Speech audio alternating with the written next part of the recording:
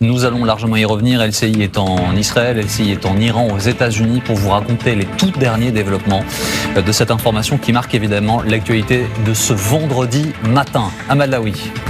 À la une, vous l'avez dit, c'est l'information de la nuit. Israël semble avoir commencé sa riposte contre l'Iran. La République islamique a activé sa défense aérienne après des informations rapportant de fortes explosions dans la province d'Ispahan et dans le centre du pays.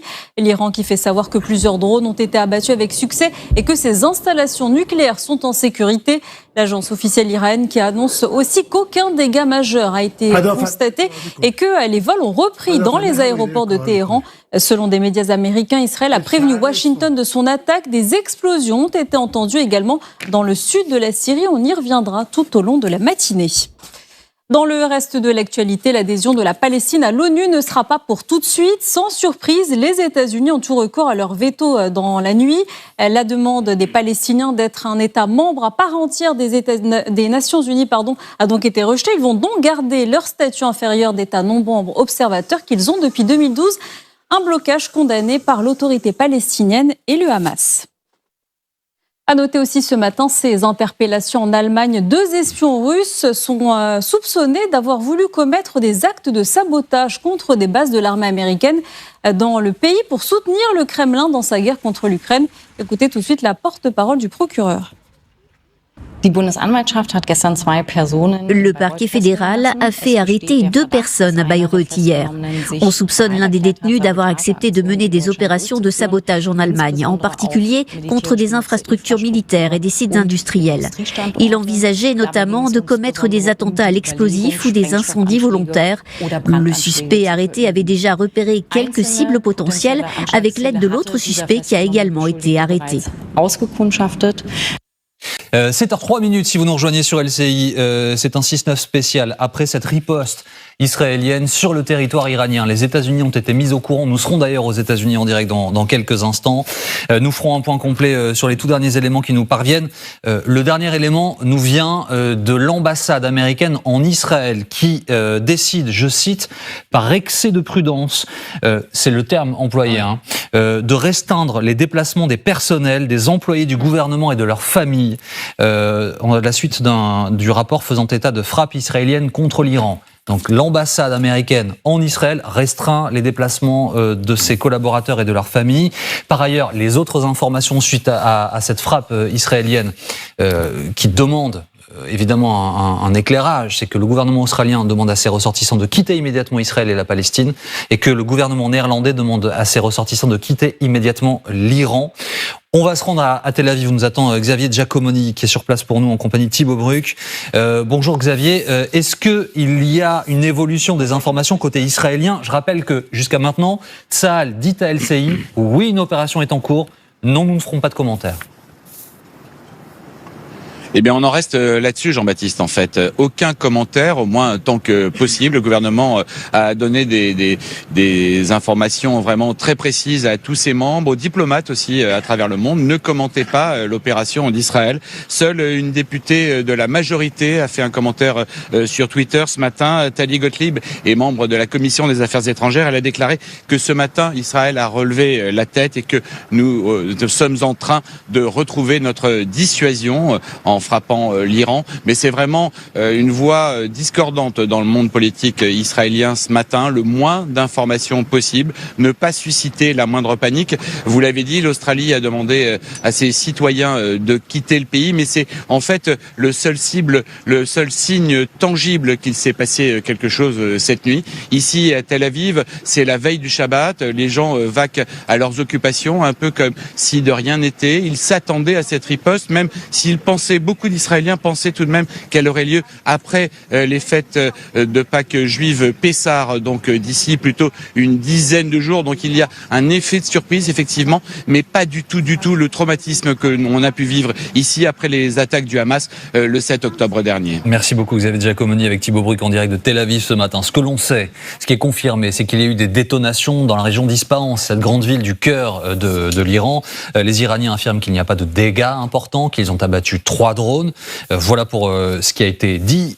L'information qui nous parvient là, Solène, c'est qu'il y aurait eu des frappes israéliennes sur des intérêts iraniens hors de l'Iran. Oui, c'est l'Observatoire syrien des droits de l'homme qui confirme il y a quelques minutes qu'il y a bien eu des explosions dans le sud de la Syrie, des frappes israéliennes dans le sud de la Syrie. Donc on avait vu des informations de part et d'autre depuis le milieu de la nuit, mais donc c'est donc bien confirmé par l'Observatoire syrien des droits de l'homme. J'ajoute également que Sky News en Arabia, c'est une chaîne de TV émirati, qui elle parle, pour l'instant ça c'est confirmé juste par Sky News, qui parle de frappes aériennes, cette fois-ci sur la capitale Bagdad. Donc en Irak, ce serait un bâtiment dans lequel se tenait une réunion de haut rang impliquant plusieurs gardiens du corps de la révolution islamique qui auraient été visés. Pour l'instant, ça n'est pas recoupé, j'insiste. Mais voilà, on parle de frappes donc en Irak, en Syrie et bien sûr à Téhéran, en Iran. C'est l'information qu'il faut retenir si vous nous rejoignez ce matin à 7h. Grégory Phillips, c'est qu'Israël a riposté, à l'attaque qu'il a subie il y a une semaine. Et c'est intéressant ce que dit Solène, si les informations sur la Syrie et l'Irak sont confirmées, en tout cas ça confirme bien la cible de cette opération, ce sont les gardiens de la Révolution. Exactement.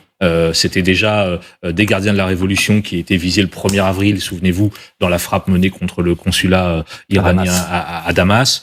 C'est clairement cette branche dure et armée du régime qui sans doute a été visée. Avec quel résultat, on ne le sait pas encore, mais clairement c'est l'objectif. L'objectif n'était pas les installations nucléaires iraniennes. Je pense que c'est important de le préciser, parce que c'est quand même une menace et une crainte qu'on évoque régulièrement sur ce plateau, avec l'envie des Israéliens, l'objectif de Netanyahou de neutraliser au maximum ce nucléaire iranien. Ce ne sont pas les installations nucléaires de Natanz ou de Fordo qui ont été visées, mais bien les gardiens de la Révolution. Autre information importante, le rôle des États-Unis. On disait tout à l'heure que Biden avait été informé, que la Maison-Blanche avait dit qu'elle ne souhaitait pas que Israël réplique, en tout cas de cette manière. Les Américains précisent ce matin qu'ils n'ont participé d'aucune manière à l'opération militaire en cours. Justement, on était avec Axel Monnier en direct des États-Unis. Alors, on va le retrouver dans quelques instants. Mais Axel, nous confirmez effectivement ce que vous me disiez à l'instant, Grégory Phillips. Et je vous rappelle donc que l'ambassade américaine en Israël demande à ses membres, à ses salariés et à leurs familles de restreindre leurs déplacements par, je cite, excès de prudence. Minimum. C'est un minimum, évidemment. C'est le minimum syndical. Oui.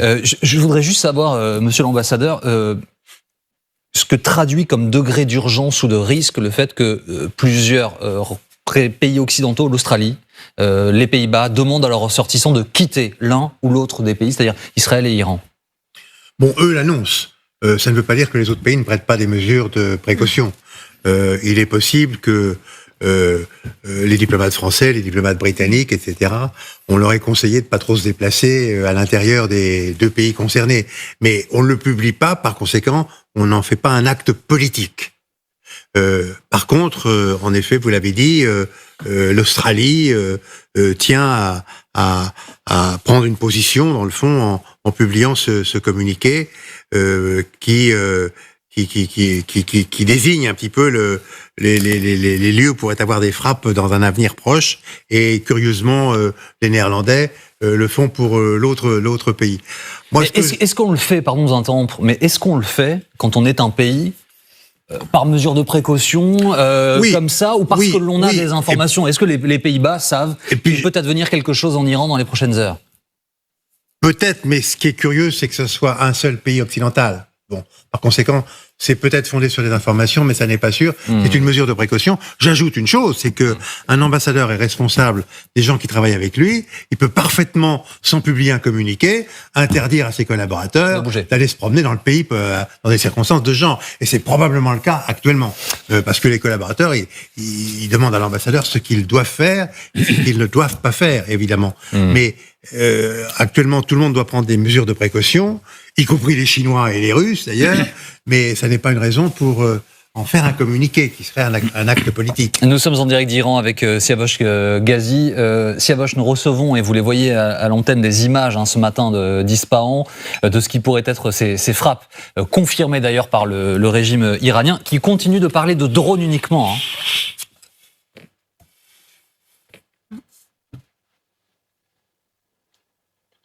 M'avez-vous entendu, Siavash ? Un problème de liaison sonore manifestement avec l'Iran. Siavosh Ghazi, qui est donc correspondant RFI en Iran. Est-ce que vous m'entendez, Siavosh ? Oui, je vous entends bien. Oui. Est-ce que donc je disais, on continue de voir, nous recevons des images d'Iran qui traduiraient les frappes confirmées par le régime de Téhéran, mais qui continue donc lui de son côté de n'évoquer que des drones. Hein. Absolument. En fait, depuis maintenant une demi-heure, les autorités iraniennes donc qui avaient minimisé donc une attaque. Est-ce que vous m'entendez dont on a parlé, par exemple, à Ispahan, dans la région d'Ispahan, était due donc à l'entrée en action des systèmes de défense anti-aériens et qu'il n'y a pas eu d'attaque. On parlait donc de 3 petits objets volants, pas de drones, mais des hélishots ou des quadcoptères plutôt, qui avaient été utilisés par le passé pour mener une attaque contre un site à Ispahan où il y avait des petits dégâts. Donc les autorités donc reviennent sur et demandent toutes ces informations venues dans un premier temps des médias américains. Signe aussi de ce retour à la normale, c'est que les activités dans les aéroports à Téhéran, mais aussi à Ispahan et dans d'autres villes du pays qui avaient été suspendues provisoirement, donc ont été reprises. Donc il y a un retour à la normale des activités dans les aéroports et du trafic aérien selon les autorités. Le trafic aérien, aussi bien pour les vols internes que les vols internationaux, est redevenu normal. Donc à Téhéran, on minimise, on affirme, selon un expert qui a été tout à l'heure sur un plateau à la télévision d'État, en fait, toutes ces informations qui ont été données sur une attaque israélienne font partie en fait d'une guerre psychologique menée par Israël contre l'Iran et pas d'une vraie guerre. On va suivre ça évidemment dans le détail. Merci beaucoup de nous donner les informations côté iranien évidemment. Dans un instant, nous revenons en direct. Elsie ce matin qui est à Tel Aviv, qui est en Iran, qui est également aux États-Unis. Nous sommes là avec nos experts pour vous raconter au fur et à mesure ce qu'il se passe, les informations qui nous parviennent. Des explosions donc, une riposte israélienne sur l'Iran directement, cette ville d'Ispahan qui est une ville très importante du cœur du pays. Des explosions qui auraient pu toucher des installations militaires, des gardiens de la révolution. Ceux-là même qui étaient déjà visée au cours de la frappe à Damas, qui a conduit elle-même à cette frappe directe d'Iran sur Israël.